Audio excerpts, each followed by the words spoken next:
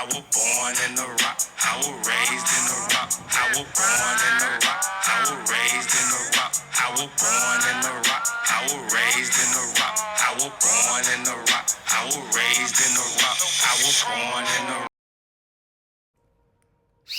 Give me that. Welcome, everyone, to episode one of the Coach Jenkins Show. I'm your host, Uncle B, and I'm joined by, as always, the star of the show, the cutest college coach in the country, Coach Anita Jenkins. Coach, how are you doing today? I'm doing well. Thank you so much for asking. I'm just grateful that God gave me this platform to promote women's basketball, and it's also to help young girls that have the love for the game not to give up on their dreams. So thank you so much for having me. Thank you guys for tuning in and watching. And if you haven't already, like, subscribe, and share this information if it's helpful for you. So to answer your question, I'm living the dream. Okay, that's a fair enough answer. Coach, and today we're going to take a deep dive into you. Okay. We're going to talk about your basketball career and your passion for helping young people that push you into your college career. But first, let's start off in the beginning. Okay. Let's start off with what was it about the game of basketball, or who was it that first attracted you to the game? It was probably third or fourth grade when I was attracted to the game. I just liked to play basketball at recess. I probably was one of the only girls that would go out and play with the boys on recess. And I guess before long, instead of being picked last, I was picked before some of the boys on the court. So that made me feel good, the only girl being out there. But to answer your question about who brought me to basketball, how did I fall in love? It was my brother, Brian Bunch.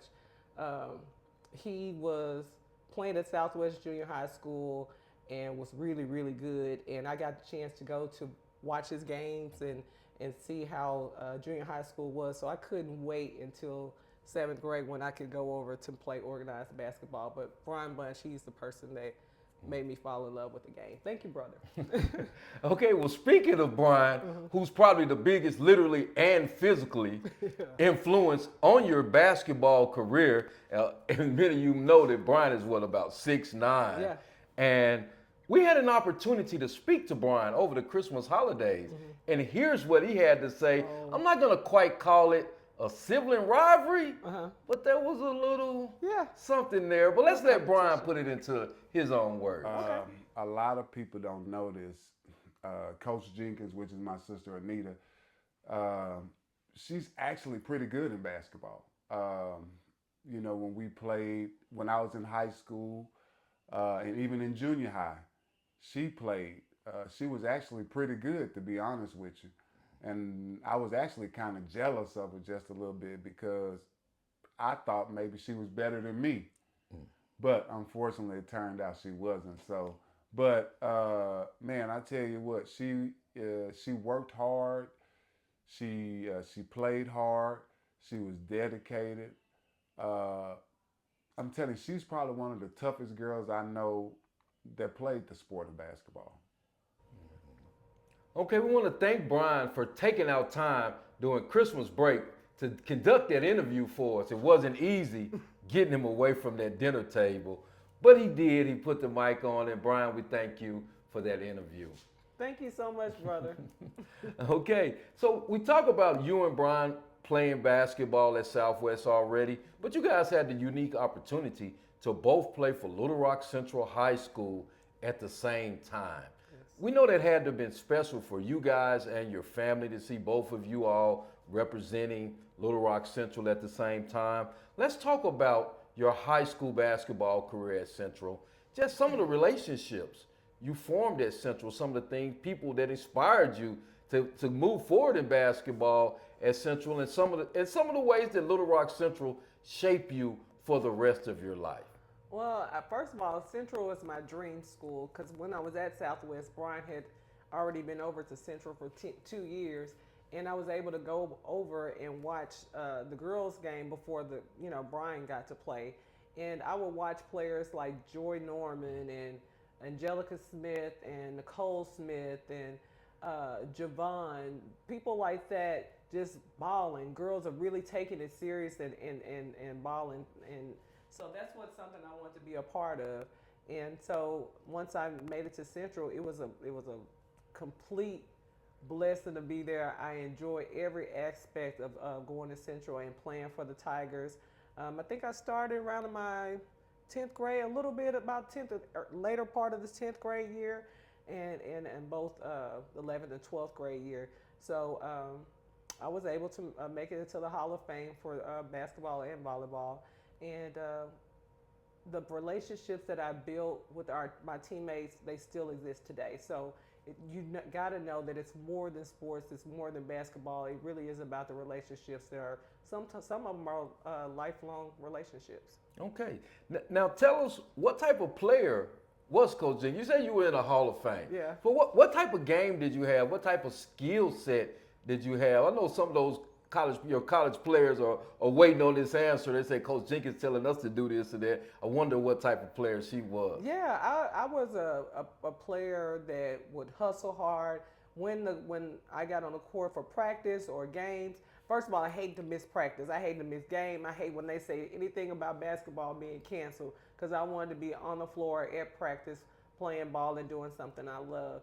So at 5'8.5", at that time, I had to play in a post. I really didn't have a lot of ball handling skills, so the post was where I played my power forward. And I got an opportunity to play against some amazing girls and young ladies that we're friends today. So I had a nice little jump shot, and but most importantly, I gave it my all every time I got on the court. I kind of marked my game after Dennis Rodman, because I knew I wasn't, we had some shooters. We had Ebony Watson, we had Misty Lewis, Christy Utley, Rajia Matthews. We had some guards that could play the game. So my job was to make sure that we're blocking out and getting rebounds, and I did that with pride.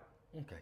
So we know that you leave Little Rock Central, Yeah. and by the way, I've heard a lot of people say that once they leave Little Rock Central, like, what else is there to do What in else life? is there to do? But we know that you go on to Arkansas State. You Yeah. kind of have a cup of tea in college basketball. Let's talk about that. And we know that was a pivotal part in your life, It was. and really kind of helped push you toward your passion of helping young people. Yeah, in my 12th grade year, I did have offers to other universities like Baylor.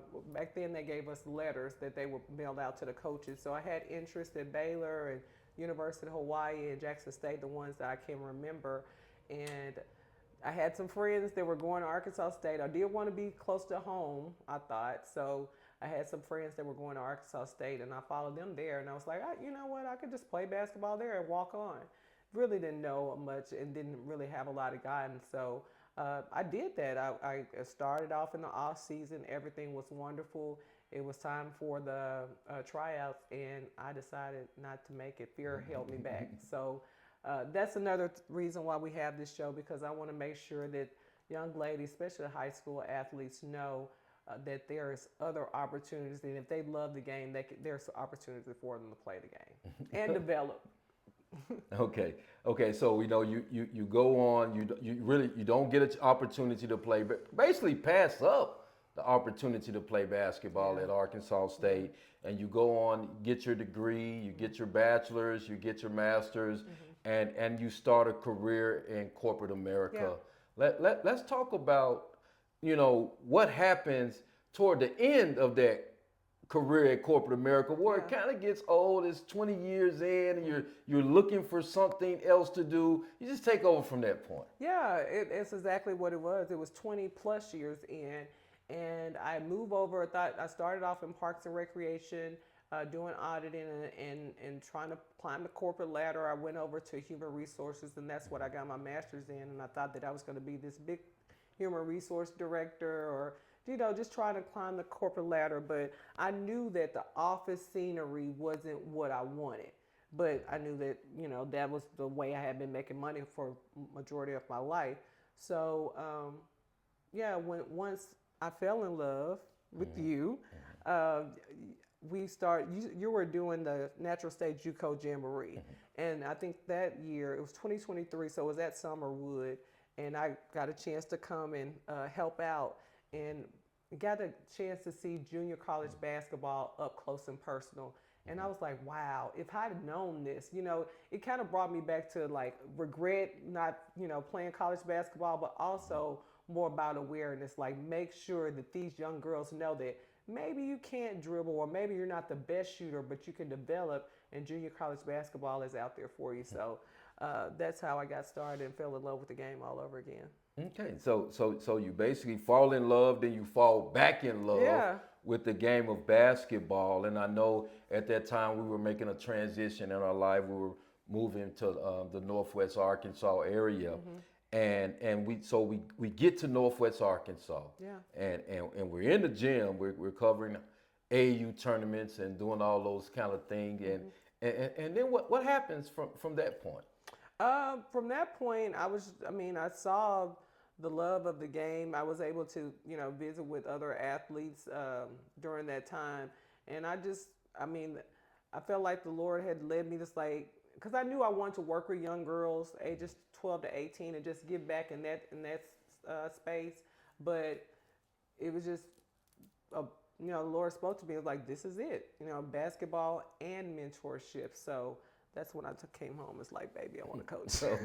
Okay. So you come home and you basically say, hey, I want to coach. And it kind of throws me for a loop. Never thought about you or considered you, being a basketball coach. But we make a few phone calls, and the opportunity opens up for you to go over to Ecclesia this year. And just talk about what that experience has been like over at Ecclesia and some of the things that you love about coaching college basketball. Oh man, I just fell in love. First of all, Ecclesia gave me a chance because I didn't have any prior, recent prior coaching experience. But Ecclesia gave me a chance and allowed me to be assistant coach for the women's basketball team, and I absolutely love every aspect of it. I love the on the court. I love the off the court duties of being a coach. It's definitely rewarding. You have players that, need you, and you just want to be there for them, and me being able to have that relationship with the players. It's such, it hadn't been maybe almost 6 months or whatever, but just developing those relationships and then them trusting you to listen to you, it just means the world. Okay, yeah, and we know that that the first part of the season has been a grind. You throw in the travel and the recruiting, and there's just a lot to college basketball. Yeah. But you've been on break Yeah. since December the 10th. Let's talk about what do college coaches do, or what have you done during your break, and tell us what have you done to kind of relax, to kind of regenerate, and get ready for the second half of the season. For mostly, I did rest, right? I rested, and I was able to be a wife. You've been taking up such a great load in helping, with the household and everything. So I was able to get into my role of being a wife, but not only that, a mother, a sister, and daughter. We went down to Little Rock and was able to spend time with family, and that just gives you wind beneath your wings to strengthen you to go on. Of course, recruiting never stops, so continue to contact the recruits that we're working with and checking on them. I did get a good report actually today. I got a good report that one of my recruits had scored higher in our ACT. So I won't mention your name, but I'm absolutely proud of you. So those are the things that makes me want to continue to play basketball. Of course, we went to go play some basketball. You can't keep us out the gym, so I got a chance to go watch some college games. Went to UALR and saw them play Hendrix, and that was an awesome game. And just being in the gym, you never stop being in the gym. But most importantly, having some rest and recoup, so you can go out and fight for your team again. Okay, so basically they were right when they said ball is life. Ball is definitely life. Okay, well, that kind of catches us up to present. We know that you're getting ready to start the second semester and getting ready for the second half of the season. But before we end the show, we want to do this segment. I've come in with this segment, wanted to kind of surprise you with it. Okay. So the segment is going to be called A Bunch of Love. Okay. Kind of play off your maiden name, Yeah. Bunch. So in this segment, what we want you to do is we want you to give a bunch of love to someone out there. Okay. So you get the To one person? one person, Okay. and who do you want to give your bunch of love for this segment? I'm going to give my bunch of love for this segment to my brother, Brian Bunch. You are the reason why I fell in love with basketball, and you are my best friend. So thank you, thank you, thank you for everything you poured into me as a brother. I love you. So you are the bunch of love Recipient of recipient the week. of this week. Okay, Brian. So we're sending a bunch of love your way. And we want to send a bunch of love to our listeners. Definitely. We want to thank you guys for listening, especially if you made it all the way to this point in the show. Yeah. And if you haven't already liked and subscribe to the channel, the Uncle BTV, we're going to ask you to do that. So, and if this information has been insightful for you, we know that you guys have learned a lot about Coach Jenkins. And in the future, we're going to talk a lot more basketball. Absolutely. And we'll talk a lot about issues in women's basketball. Okay. And we'll give a lot of tips and pointers for high school basketball players and things that they can use to help them get to the next level. But we want you guys to share the channel and let young people know, especially young women basketball players, know that, hey, the Jenkins Show is the show for them. So we want to thank you guys for tuning in. Yeah. And until next week, you guys be blessed. And never give up on you. Never give up.